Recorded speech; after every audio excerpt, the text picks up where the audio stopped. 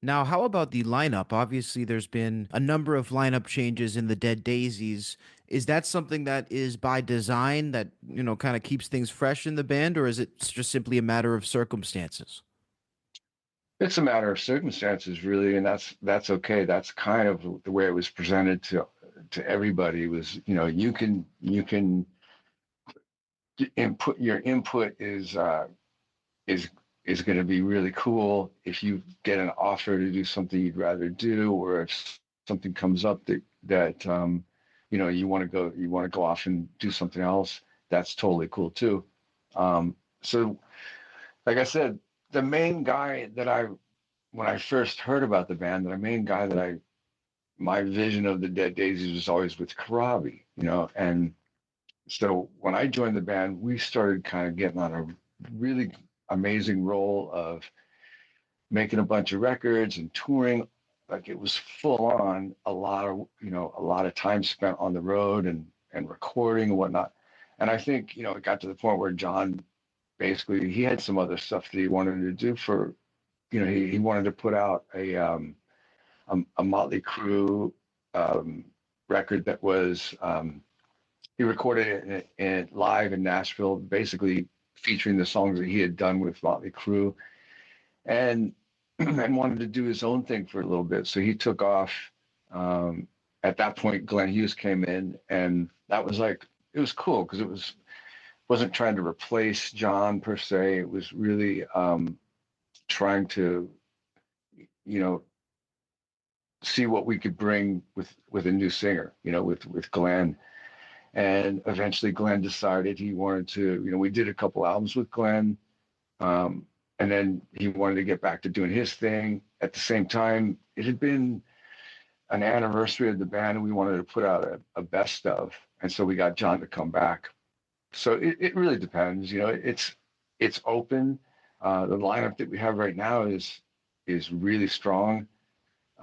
They're all really strong for different reasons, and it just depends on um, scheduling and stuff like that. But we've got, as we've got me and Michael Devin from Whitesnake, and John, David, obviously, and Tanya Clefettis from from Rob Zombie, and Ozzy, and Sabbath, stuff like that.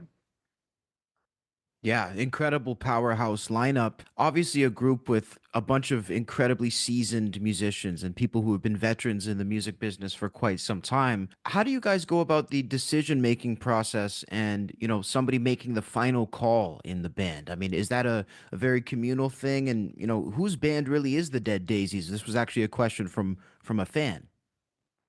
Oh, really? It's the band was founded by David Lowy, and he started it off with a singer called John Stevens. Eventually, Richard Fortis and Marco Mendoza and Dizzy Reed and Brian Tishy and John Corabi. That was the lineup that I first heard. And I was basically off the road.